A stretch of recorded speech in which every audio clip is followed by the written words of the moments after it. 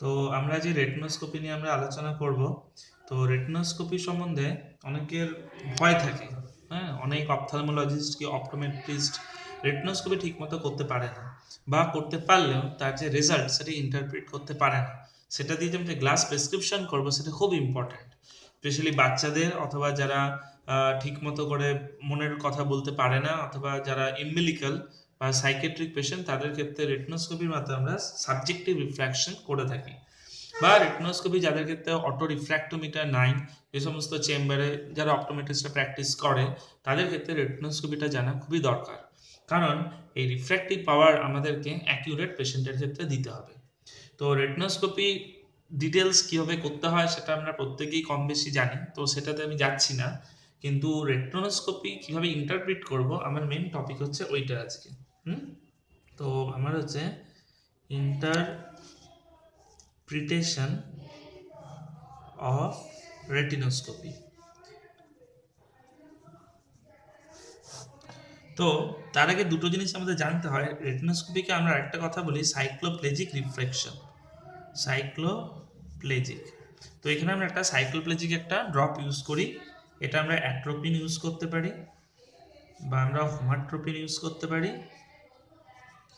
অথবা আমরা সাইক্লোপেন্টোলেট ইউজ করতে পারি, বা কেউ যদি আমরা ট্রপিকাসিল ইউজ করি তাহলেও করা যায়। তবে এটা ট্রপিকাসেল দিয়ে আমরা বড়দের রেটিনোস্কোপি করি, এই তিনটে দিয়ে মোটামুটি আমরা ছোটদের রেটিনোস্কোপি করি, বাচ্চাদের। তো যখন আমরা সাইক্লোলজি অ্যাড করি, ইউজ করি, তখন আমাদের একটা নির্দিষ্ট পরিমাণ ডায়াপ্টার রেটিনোস্কোপির যে পাওয়ার সেটা থেকে বাদ দিতে হয়। সেই ক্যালকুলেশনটা হচ্ছে এরকম: অ্যাট্রোফিন থাকলে আমরা 1.00 ডায়াপ্টার বাদ দিই, হোমাট্রোপিন থাকলে 0.50 ডায়াপ্টার, সাইক্লোপেন্টোলেট থাকলে 0.75 ডায়াপ্টার, ট্রপিকাসিলে 0.00 ডায়াপ্টার, মানে কোনো ডায়াপ্টারই বাদ দেওয়া হয় না। আরেকটা জিনিস ম্যাটার করে, সেটা ডিস্টেন্স, আমরা কতটা দূর থেকে করছি। জেনারেলি আমরা যদি 1 মিটার ডিস্টেন্স থেকে করি তাহলে 1 ডায়াপ্টার বাদ দিতে হয়। আর যদি আমরা 76 সেন্টিমিটার দূরত্ব থেকে করি, যেটা আমরা 1 হাত দূরত্ব বলি, সেটাই করলে আমরা 1.5 ডায়াপ্টার আমরা বাদ দেবো। তো এবারে আমরা ডাইরেক্ট রেটিনোস্কোপি রেজাল্টে চলে আসি, কি করে আমরা ক্যালকুলেশন করব। ক্যালকুলেশন অফ পাওয়ার, এটা খুব সোজা করে আমি বোঝাবার চেষ্টা করছি, দেখুন আপনারা বুঝতে পারবেন। ধরুন আমি একটা রেটিনোস্কোপি করলাম, তার মাধ্যমে আমার এলো ধরুন +3.00 ডায়াপ্টার এলো ভার্টিক্যাল, আর ধরুন এলো +3.75 হলো হরাইজন্টাল। আমরা রেটিনোস্কোপি পেলাম। এবার হচ্ছে আমাকে এখান থেকে পাওয়ারটা ক্যালকুলেট করতে হবে। তো প্রথমে যেটা করতে হবে, আমরা সাইক্লোপ্লেজিক আর যে ডিস্টেন্স, এই দুটোকে আমরা এই পাওয়ার থেকে বাদ দেবো। এই যে সাইক্লোপ্লেজিকের জন্য যে পাওয়ার, বা ডিস্টেন্সের জন্য যে পাওয়ার, সেটা আমরা বাদ দেবো দুটো থেকে। তাহলে ধরুন আমি এই পেশেন্টের ক্ষেত্রে ধরুন অ্যাট্রোপিন ইউজ করেছি আমার ক্যালকুলেশনের সুবিধার জন্য, আর আমি ধরুন 67 সেন্টিমিটার দূর থেকে আমি করেছি। তাহলে 1 ডায়াপ্টার বাদ যাবে, 1.5 ডায়াপ্টার বাদ যাবে, টোটাল 2.5 ডায়াপ্টার বাদ যাবে। তাহলে আফটার সাবস্ট্রাকশন কত আসছে, বাদ দিই 2.5, তাহলে এটা আসছে আপনার 0.50 ডায়াপ্টার। 3 থেকে আমরা 2.5 বাদ দিলাম, আর এটা আসছে আমার এটাতে আসছে আমার 1.25 ডায়াপ্টার হচ্ছে। বুঝা গেছে? তো এবার আমরা মেন ক্যালকুলেশনে আসছি। আমরা এখানে দুটো রেফারেন্স প্লেন নিতে পারি। এটা হচ্ছে 180 ডিগ্রি রেফারেন্স মানে অ্যাক্সিস, আর এটা হচ্ছে আমাদের 90 ডিগ্রি অ্যাক্সিস।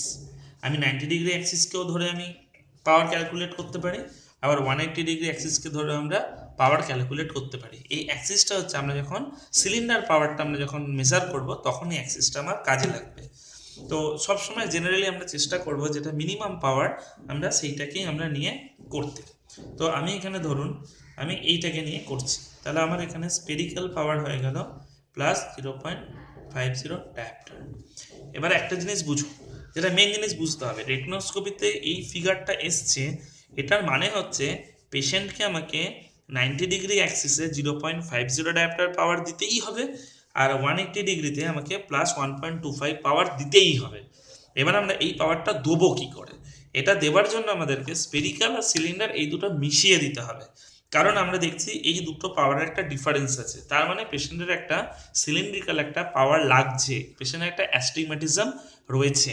যদি এটা ধরুন সমান হতো, যদি ধরুন দুটোই এখানে 0.50 প্লাস 0.50 আফটার সাবস্ট্রাকশন, তো তাহলে কিন্তু এখানে কোনো সিলিন্ডার পাওয়ার লাগবে না। That means patient has no astigmatism. তো আমরা এইটাতে আসছি। তো এখানে আমরা দেখুন 0.50 স্পেরিক্যাল দিলাম।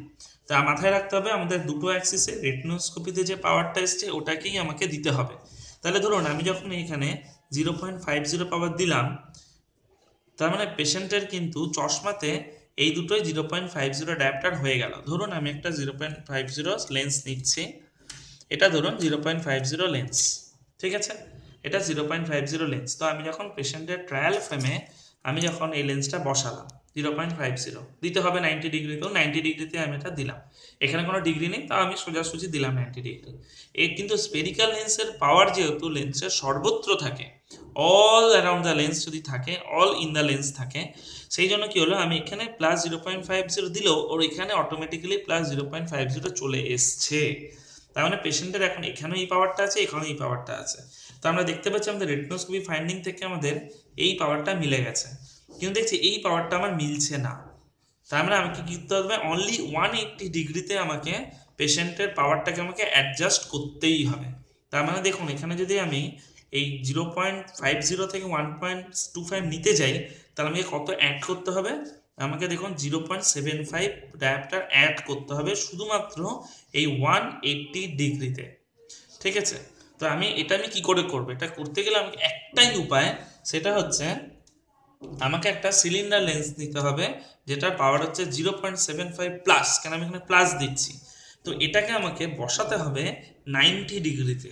কেন 90 ডিগ্রিতে বসাবো, কেন সিলিন্ডার লেন্সের এই যে দাগটা থাকে, এই দাগের ওপর কিন্তু কোনো পাওয়ার থাকে না, এর পাওয়ার থাকে এর পারপেন্ডিকুলার 90 ডিগ্রিতে।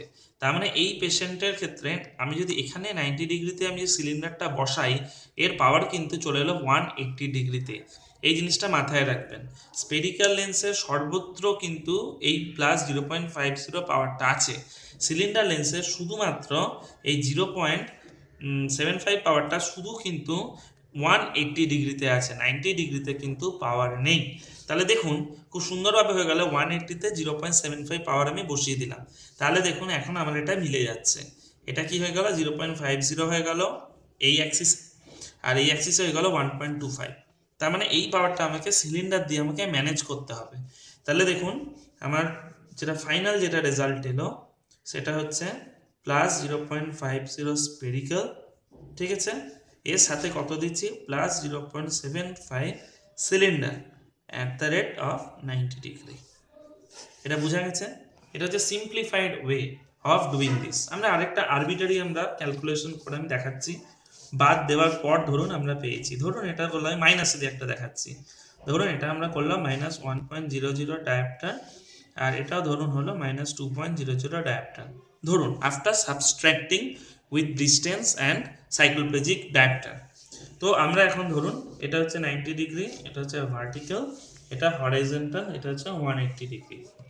তাহলে ধরুন আমি এখানে -1.00 আমি স্পেরিক্যাল দেবো পেশেন্টকে, ঠিক আছে, ধরুন এখানে আমি দিলাম -1.00 স্পেরিক্যাল দিলাম, ঠিক আছে। এবার কি করলো পেশেন্টের, তাহলে এই দুটো অ্যাক্সিসেই কিন্তু এখন হয়ে গেল -1.00 -1.00 স্পেরিক্যাল, কিন্তু দেখুন এখানে আমাকে পেশেন্টকে -2 স্পেরিক্যাল আমাকে করতেই হবে। তার মানে কি করবো, এখানে যদি আমি একটা -1.00 সিলিন্ডার আমি যদি অ্যাড করে দিই, তাহলে এই অ্যাক্সিসে দেখুন আমার কিন্তু পাওয়ারটা হয়ে গেল -2, গ্রস পাওয়ারটা -2 ডায়াপ্টার হয়ে গেল। তার মানে ধরুন আমি এখানে -1 একটা সিলিন্ডার আমি অ্যাড করব, তাহলে কত ডিগ্রিতে অ্যাড করব, আমার পাওয়ার লাগবে 180তে, আমাকে তাহলে সিলিন্ডারটা বসাতে হবে 90 ডিগ্রিতে। তাহলে দেখুন এখন দেখুন এখানে যেটা হলো আমার এই পাওয়ারে এখানে 0.11 ডায়াপ্টার এই ভার্টিক্যাল মেরিডিয়ানে হয়ে গেল, আর হরাইজন্টাল মিরর দুটো পাওয়ার চলে এলো, একটা হচ্ছে -1.00 ফর স্পেরিক্যাল লেন্সের জন্য হলো, আর -1.00 সিলিন্ডার লেন্সের জন্য হলো, তাহলে মোদ্দা গ্রস পাওয়ার হলো -2.00 ডায়াপ্টার। আমি স্পেরিক্যাল বলছি না কারণ এটা কম্বাইন্ড আছে, পাওয়ারটাও তো একই, স্পেরিক্যালও বা সিলিন্ডারও পাওয়ারটাও তো একই, ডায়াপ্টার বলে এটাকে। তাহলে দেখুন এর সাথে আমার মিলে গেল, তাহলে এর কি হলো না -1.00 0 সিলিন্ডার দিলাম at the rate of 90 degree. তো এইভাবে আমাদের ক্যালকুলেশন আমাদের করতে হয় এবং এটা সবথেকে সহজ উপায় এবং এটা সাইন্টিফিক মেথড। অনেক জায়গাতে এটা বাদ দিয়ে ওটা করো, বড় থেকে ছোট বাদ দাও, হরাইজন্টাল ছোট থাকলে 90তে বসা, অনেকে অনেক কথা বলবে, কিন্তু ওইটা কিন্তু কনফিউজিং। আমি নিজেই কনফিউশনটা ফেস করেছি, তাই আমি এটা বার করেছি। আবার একটা আমি একটা উদাহরণ দিই, প্লাস মাইনাস দিয়ে দেখিয়ে দিই একটা। ধরুন এটা 1.00 ডাইস্পেরিক্যাল করলাম, আমি এটা 1.25 ডাইস্পেরিক্যাল আমি পেয়েছি আফটার সাবস্ট্রাক্টিং রিয়েল রেটিনোস্কোপি ভ্যালু। তার মানে পেশেন্টের আমাকে 90 ডিগ্রিতে -1 বসাতেই হবে, আর এখানে আমাকে হরাইজন্টালে আমাকে 1.5 প্লাস বসাতেই হবে। এটা তাহলে দেখুন আমি এখানে ধরলাম 1.00 স্পেরিক্যাল নিয়ে নিলাম, আমি উদাহরণ দিয়ে দিচ্ছি, আমি -1 স্পেরিক্যাল দিয়ে দিলাম। তাহলে পেশেন্টের দেখুন আমার কিন্তু এখানেও চলে এলো -1.00 স্পেরিক্যাল, এখানেও চলে এলো -1.00 স্পেরিক্যাল, ডায়াপ্টার স্পেরিক্যাল চলে এলো। আমাকে এটা কিন্তু করতে হবে হচ্ছে +1.5। তার মানে আমি যদি এখানে একটা +2.5 ডায়াপ্টারের যদি আমরা সিলিন্ডার বসিয়ে দিই, তাহলে দেখুন এই গ্রস পাওয়ারটা কত হয়ে গেল, +1.50। মানে এটা মাইনাস আছে 1, এটা হচ্ছে +2.5। তার মানে গ্রস যে পাওয়ারটা সেটা হয়ে গেল +1.250। আমরা এটা অ্যালজেব্রিক মেথডের মাধ্যমে বুঝতে পারছি। তার মানে একটা 1, তাহলে হয়ে গেল আমাকে 2.50 একটা, আমি যদি সিলিন্ডার যদি আমি এখানে বসিয়ে দিই, কত ডিগ্রিতে বসানো, এই অ্যাক্সিসে দরকার, তাহলে আমি 90 ডিগ্রিতে একটা +2.50 বসিয়ে দিলাম। তাহলে দেখুন এই অবস্থায় পেশেন্টের দেখুন এটা -1 হয়ে গেল, যেটা এই অ্যাক্সিসে আমি পেয়ে গেছি, আমার মিলে গেছে। এবার এই অ্যাক্সিসে দেখুন এখানে -1 আর এখানে 2.5 প্লাস, তার মানে বাদ দিলে হয়ে যাচ্ছে 1.50 ডায়াপ্টার। তাহলে আমাকে এখানে একটা প্লাস একটা 2.50 সিলিন্ডার বসাতে হবে 90 ডিগ্রিতে। বুঝা গেল? এটা কি আমরা যেটাকে বলি ট্রান্সপোজিশন করে আবার আমরা চেঞ্জ করতে পারি, সেটা পরের আমরা ভিডিওতে আমরা দেখাবো। আপাতত আমি আশা করব যে প্রত্যেকেই রেটিনোস্কোপির যে পাওয়ার ক্যালকুলেশন খুব সহজভাবে বুঝতে পেরেছেন। অসংখ্য ধন্যবাদ। এর পরের ভিডিওতে আমরা কি করে ট্রান্সপোজিশন করতে হয় সেটা আমরা দেখাবো।